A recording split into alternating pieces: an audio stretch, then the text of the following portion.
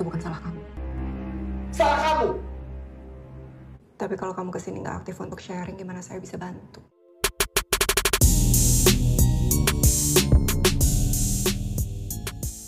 Apa kabar penikmat jalan cerita film di konten Ruang Sekilas Film? Saya berharap semoga kalian masih tetap semangat menjalankan kehidupan di suasana penuh kemerdekaan bersuara ini. Kembali saya menemani hari lelah kalian setelah bekerja, belajar, atau kalian masih menikmati waktu magernya dengan rebahan di atas peraduan yang empuk. Semoga visualisasi konten Ruang Selfie kali ini bisa menjadi teman kalian yang menghibur. Seperti biasa, sebelum saya lanjutkan jalan cerita film ini, saya ingin menyapa teman-teman Ruang Selfie yang baru saja singgah di konten ini. Saya ucapkan selamat datang dan semoga kalian betah nongkrong di sini. Episode konten Ruang Selfie kali ini saya akan mereview jalan cerita dari sebuah film Indonesia berjudul Berbalas Kejam. Film asli Indonesia karya Teddy Sumaja ini rilis pada tahun 2023. Dibintangi aktor Indonesia Reza Rahadian, Laura Basuki, Baim Wong, Kiki Narendra, dan aktor pendukung lainnya. Adapun film ini merupakan sebuah film dewasa yang menceritakan tentang nasib buruk yang dialami seseorang bernama Adam, lelaki yang memiliki segalanya, namun semua itu lenyap dalam satu malam oleh sebuah tragedi yang membuatnya memendam trauma dan dendam. Dendam yang membatu dan memanas menjadi aroma lekat dalam alur cerita film berdurasi hampir 2 jam ini. Jadi bagaimana jalan cerita karya anak bangsa ini? Luangkan waktu kalian dan nikmati jalan cerita Ruang Sekilas Film episode Berbalas Kejam. Selamat menonton. Jalan Kamboja. Alur cerita dimulai dengan sebuah tragedi yang menimpa seorang arsitek tajir bernama Adam yang diperankan Reza Rahadian.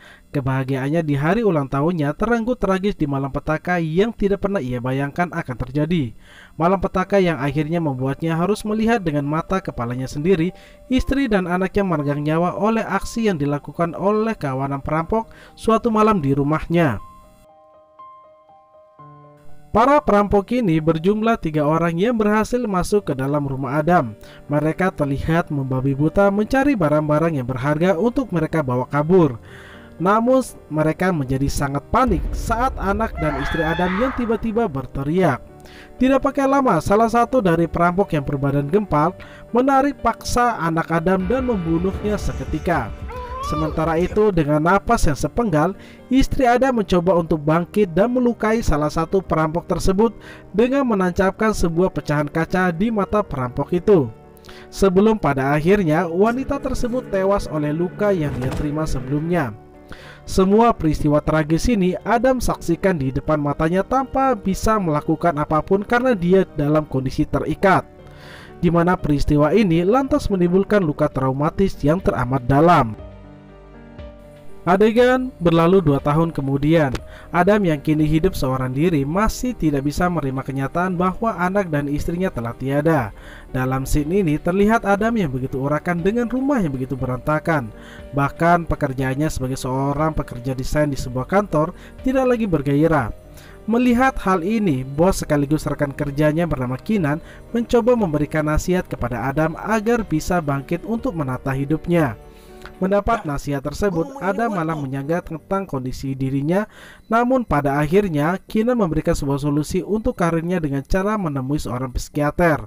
Awalnya Adam menolak saran dan solusi tersebut. Namun demi tetap bisa bekerja, ia pun menerima kartu nama sang psikiater.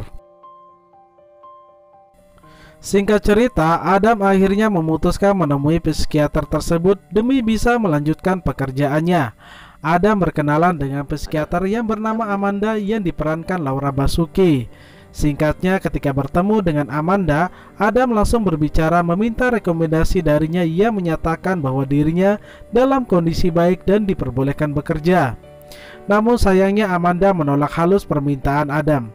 Terjadi percakapan 2 arah di antara mereka berdua, di mana kemudian Adam mulai tidak bisa mengontrol emosinya. Trauma kehilangan keluarga membuat dia terlihat mudah marah dan kecewa. Amanda yang melihat hal tersebut mencoba bersikap tenang dengan melakukan pendekatan ala psikolog. Dari scene ini, penonton akan dibawa untuk merasakan seberapa parah rasa trauma yang dialami Adam. Pada waktu itu juga Amanda yang mendengarkan pun seolah merasakan guncangan emosi yang membuat hidup Adam berantakan. Scene berpindah saat Adam memutuskan pulang dari terapi hari pertamanya itu dengan menaiki sebuah taksi. Sepanjang perjalanan, Adam lebih banyak diam dan melamun, sampai kemudian driver taksi tersebut mengajaknya berbicara ala supir taksi demi mendapatkan bintang 5. Namun percakapan ini rupanya membawa lembaran baru dalam hidup Adam, di mana dia kemudian menyadari bahwa supir yang mengajaknya berbicara itu memiliki ciri-ciri yang sama dengan perampok yang pernah datang ke rumahnya. Dugaan ini semakin benar saat dia melihat sebuah tato ikan di salah satu tangan supir tersebut. Adam gemetar dengan kondisi ini. Dia tidak tahu hendak melakukan apa. Namun saat supir yang membawanya mendekati rumahnya, tiba-tiba sang supir pun tersadar juga akan dosanya di masa lalu. Dan saat keduanya kemudian berpandangan, semua sudah terlambat. Adam menggunakan seatbelt dalam mobil tersebut mencekik sang supir hingga tewas seketika. Setelah membunuh sopir tersebut, Adam menjadi sangat ketakutan. Dia pun bergegas membawa mobil dan mayat supir tersebut menjauh dari rumahnya. Adam meninggalkan mobil dan mayat laki-laki tersebut di sebuah pinggiran kampung yang sangat sepi. Adam kemudian menghapus semua jejaknya di dalam mobil tersebut. Kemudian sebelum dia meninggalkan mobil itu, Adam mengambil HP milik laki-laki itu untuk mencari petunjuk pelaku lainnya dan berlari pulang. Hari selanjutnya Adam bangun dengan penuh rasa kepuasan setelah dia berhasil menuntaskan rasa dendamnya. Dia pun menemukan gairah hidupnya kembali dengan menata rumahnya yang sebelumnya berantakan. Adam juga pergi berbelanja untuk memenuhi energi tubuhnya yang selama ini habis dengan rebahan dan mengurung diri. Dan saat ia sedang berbelanja, Adam bertemu dengan Dr. Amanda. Keduanya pun saling berbicara. Pada momen itu juga Adam meminta maaf kepada Amanda atas sikapnya saat terapi. Namun Amanda menjawab bahwa hal itu sudah dia lupakan. Kini keduanya telah terbiasa dengan percakapan di antara mereka. Ada kenyamanan yang Adam rasakan yang sebelumnya hilang. Adegan berlanjut dengan menampilkan Adam yang menata hidupnya kembali, sebuah momen yang sudah lama tidak dia lakukan. Selain itu, Adam juga kembali melanjutkan pencariannya untuk mencari pelaku lainnya yang telah merampok dan membunuh keluarganya. Singkat cerita, dari HP yang dia ambil, Adam berhasil menemukan orang dan alamat pelaku lainnya. Kini Adam mulai menyusun rencana untuk membalas dendamnya, di mana langkah pertama yang Adam lakukan adalah berkenalan dengan perampok berbadan gempal yang telah membunuh anaknya. Rupanya perampok tersebut bernama Giat, di mana saat ini dia bekerja di sebuah bengkel. Adam pun menyamar sebagai seorang pelanggan di bengkel tersebut dengan mengatakan bahwa mobilnya mengalami kerusakan. Padahal kedatangan Adam ke bengkel tersebut tidak lain adalah untuk memastikan wajah pelaku yang berbadan gempal itu dan situasi bengkel sekitar guna memastikan kapan dia akan melakukan pembalasan. Saya pasti balik lagi, Mas. Adegan berganti saat dua bocah cilik melihat sebuah mobil yang sedang terparkir. Tidak lama setelah mereka melihat isi di dalam mobil, mereka langsung berteriak dan lari ketakutan karena telah menemukan sosok mayat di dalam mobil itu. Singkat cerita, polisi pun datang untuk melihat ke TKP. Dengan insting ala detektif, polisi bernama Diaz ini pun membuat sebuah asumsi yang harus dia lanjutkan demi mendapatkan bukti dan pelaku pembunuhan.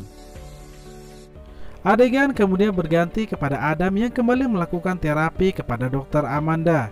Kali ini Adam masih terlihat berantakan. Namun di sisi lain, Adam lebih tenang dalam berbicara dan mengungkapkan pendapatnya dalam sesi terapi tersebut.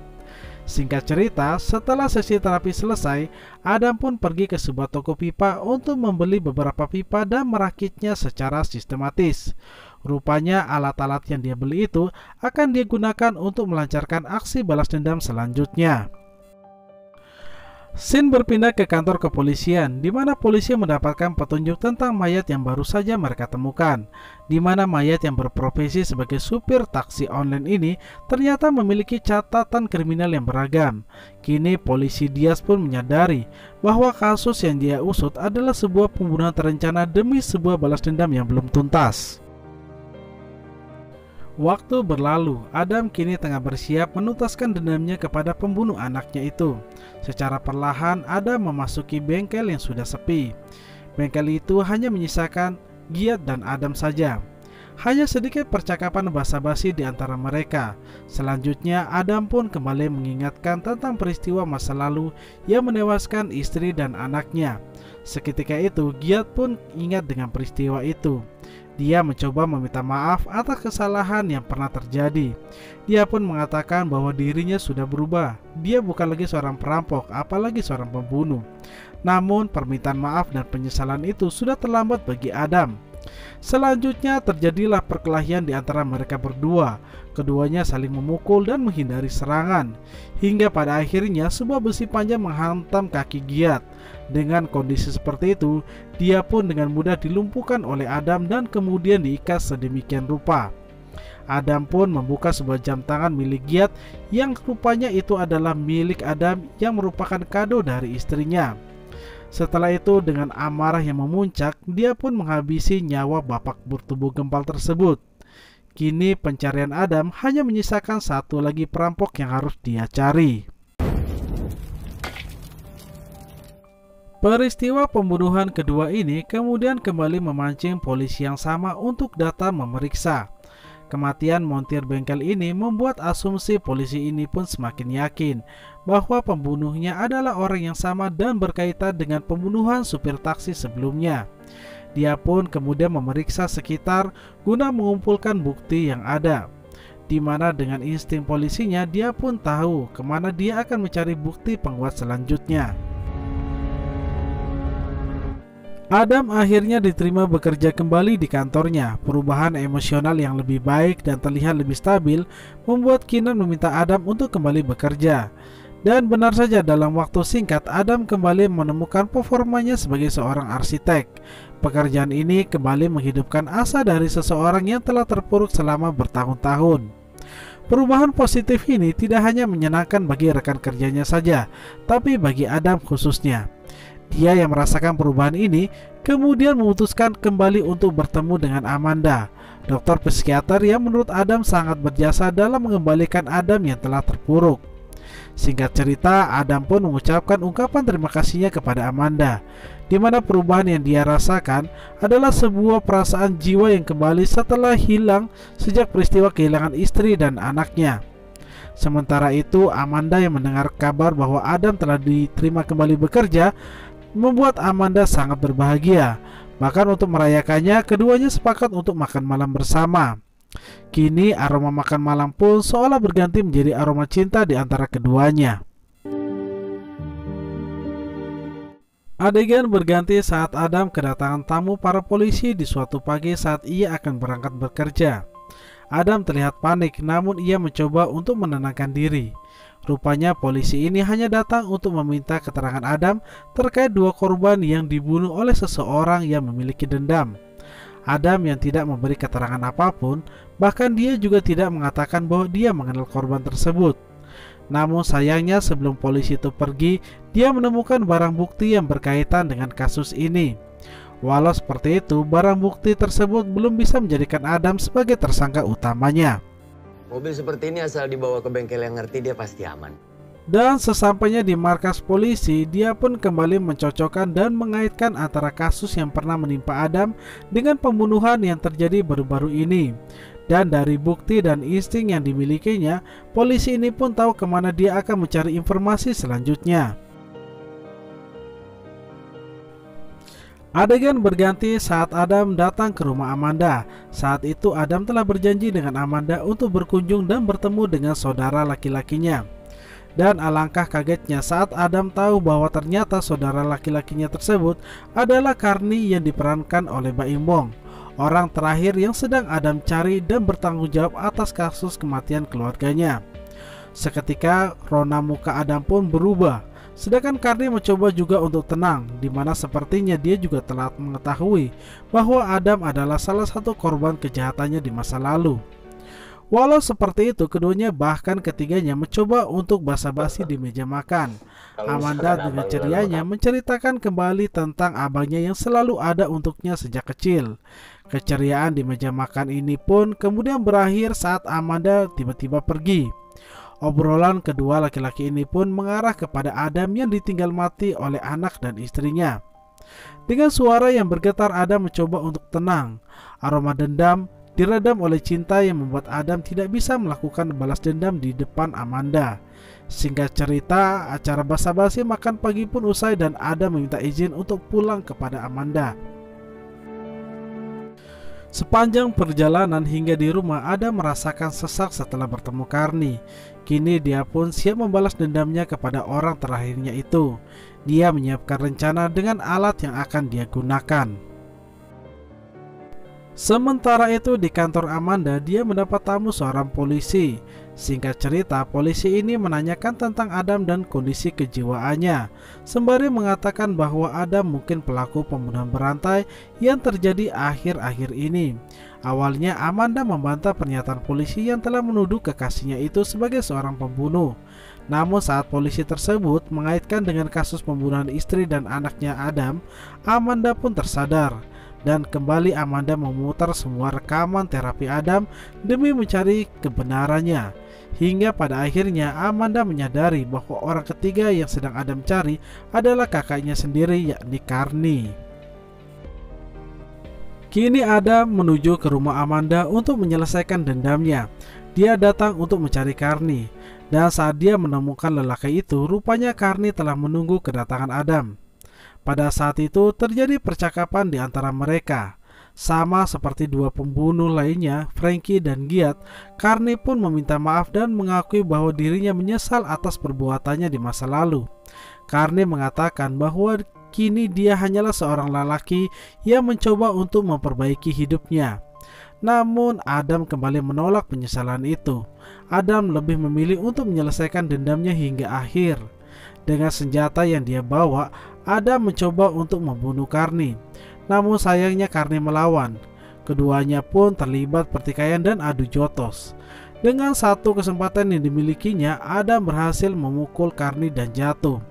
Kini saatnya Adam mengambil paksa nyawa lelaki yang bertanggung jawab atas kematian keluarganya. Namun saat hendak melakukan eksekusi, dia terhenti saat melihat sosok perempuan dan seorang anak yang tidak lain adalah istri dan anak Carney. Pada momen ini, Adam kembali ragu untuk melanjutkan niatnya membunuh Carney. Hingga pada saat itu Amanda kemudian datang. Pada akhirnya sebuah pilihan yang harus Adam ambil, di mana Adam memilih untuk mundur dan menyerahkan diri kepada pihak yang berwajib. Dan film Berbalas Kejam pun selesai saat Adam menyerahkan diri kepada pihak yang berwajib. Suara tangisan Adam di dalam mobil polisi mengakhiri cerita dalam film ini. Sebuah akhir sedih dari orang yang menanggung rasa sakit akibat ditinggal mati keluarganya.